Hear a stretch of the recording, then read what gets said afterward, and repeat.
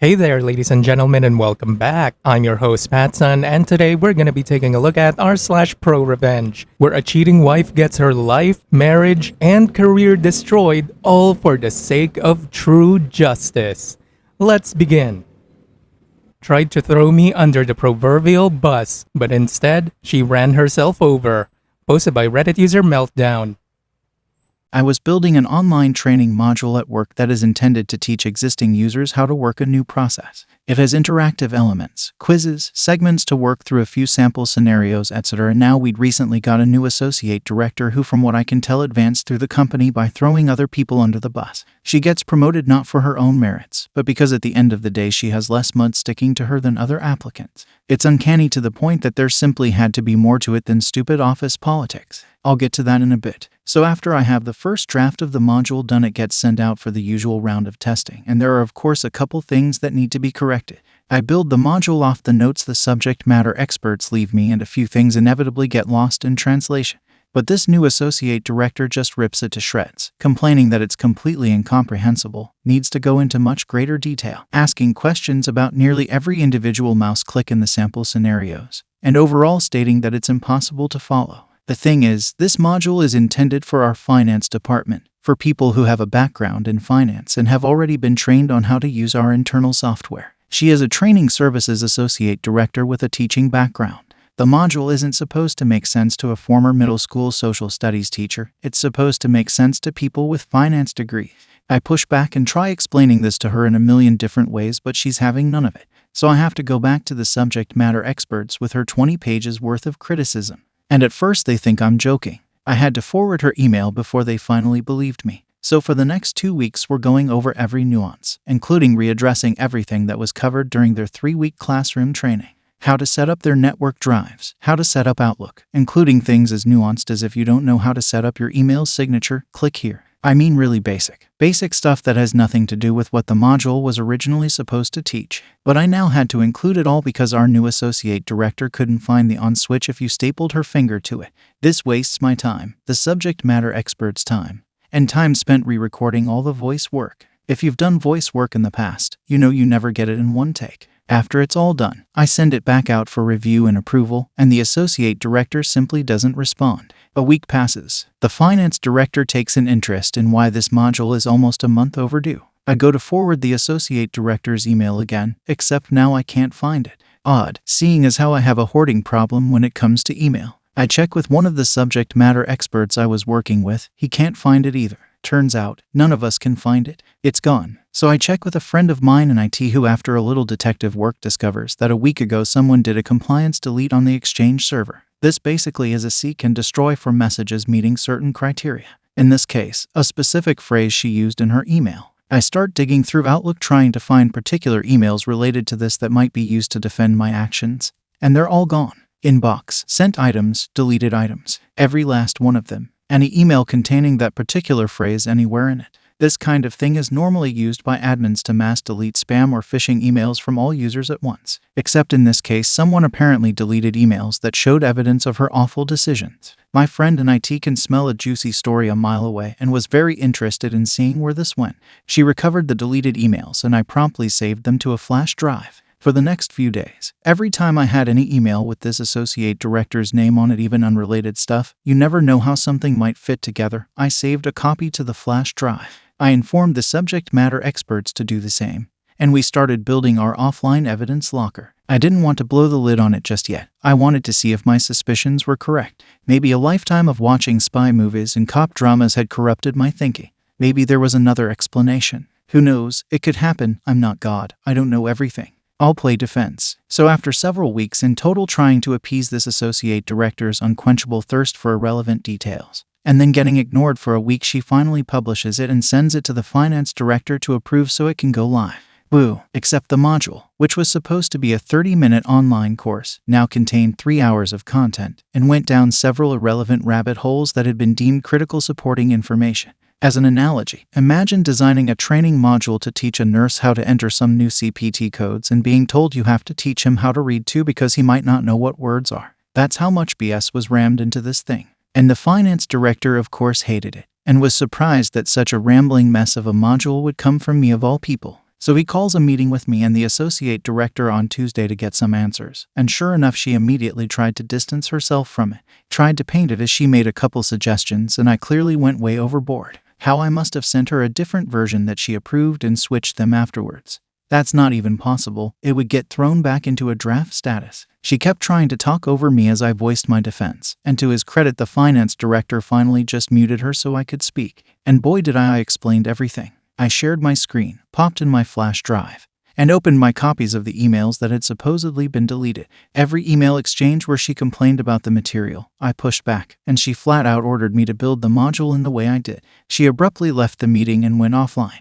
The finance director asked if I could send him a copy of all relevant files, and as I did so I told him they might not be there later, and then explained what I had learned about someone in IT using the compliance delete. He assures me he'll look into it, and the shit immediately hit the fan. The associate director never logged back on. There was a massive internal audit where people from her previous departments were asked to provide statements. Leadership tried to keep it hush-hush, but you just can't keep something that big under wraps. I don't know the specific what's and hows, but the associate director and one of the IT managers had both left the company to pursue the next stage of their careers, and we sincerely wish them the best. I don't really do the social media thing, but over the next few days, as the rumor mill did what rumor mills do, I heard their shit absolutely blew up.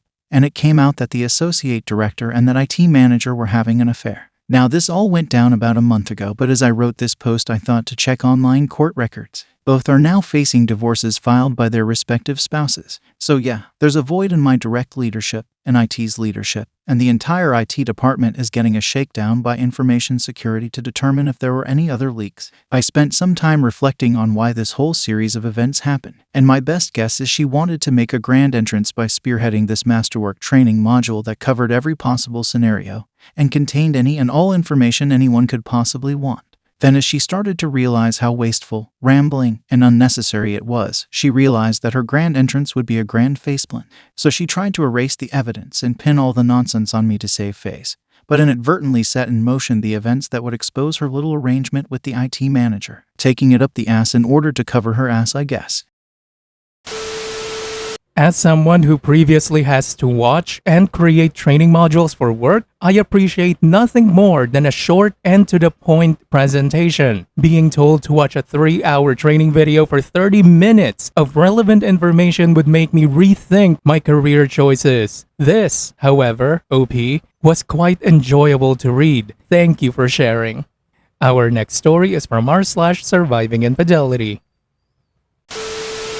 Having an affair with my best friend was just the tip of the iceberg. Posted by Reddit user Amanda Coffee.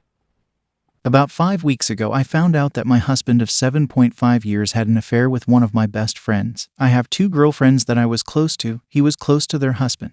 Pretty much was a complete blindside. I thought we were happy. I thought we were in love. I thought he could have never have done this to me. We moved out west a year ago from Ontario, so I didn't even know how they could have done this. He said it happened physically one time this summer before we moved, when I told him to quit his job since he was stressed and help fix up house to sell. The truth, they texted for a couple weeks, planned to get together, hooked up physically multiple times at each of their houses until we moved. After they texted for a year, chit-chat, sexual messages, pictures, videos. I found out from my best friend's husband. He saw the messages and sent me something weird, so I confronted my husband and he ultimately confessed. After a couple days, I got more of the story. We have a daughter together that is 3 in assets to sell. I feel destroyed. I have started the legal separation process.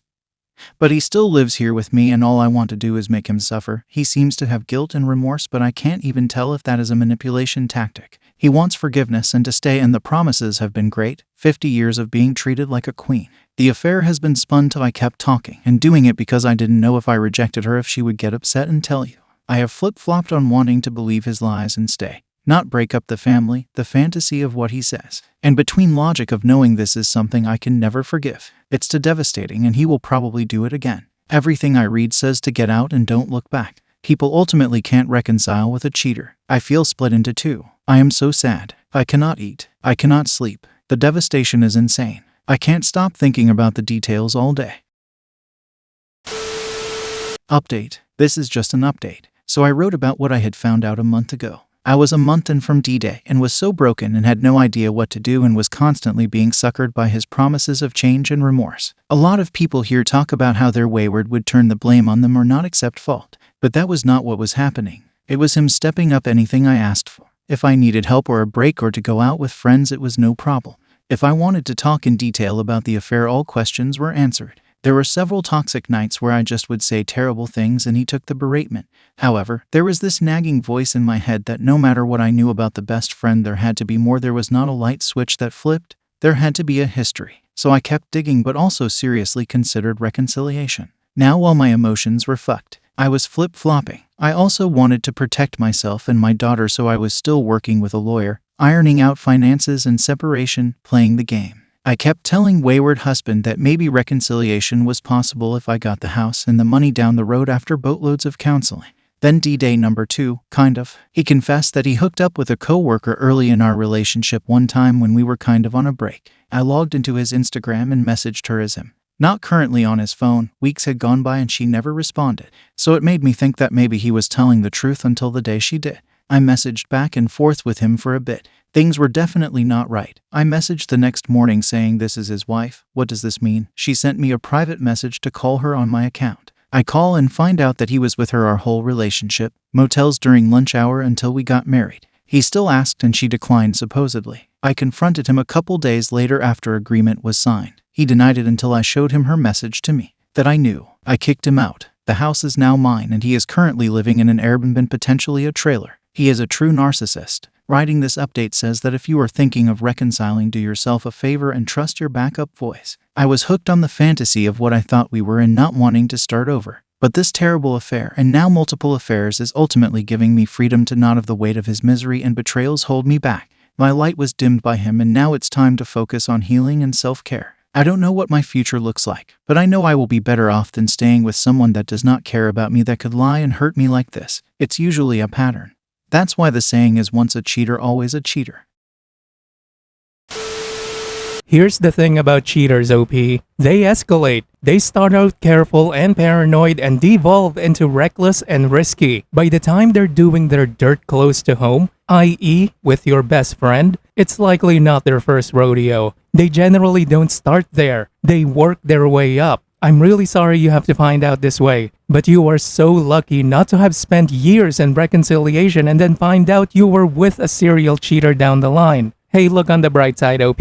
At least you drained him dry during the divorce. Viewer support is the best way for me to remain independent and continue bringing you these daily videos, which will always be here on my YouTube channel for you to watch absolutely free. So consider clicking that super thanks just below the video title, or you can use my PayPal in the description box down below. Thanks for listening, everyone. If you even somewhat enjoyed today's story, make sure to give this video a thumbs up, and if you really like it, make sure to subscribe to PattSun to never miss a future upload. Stay strong.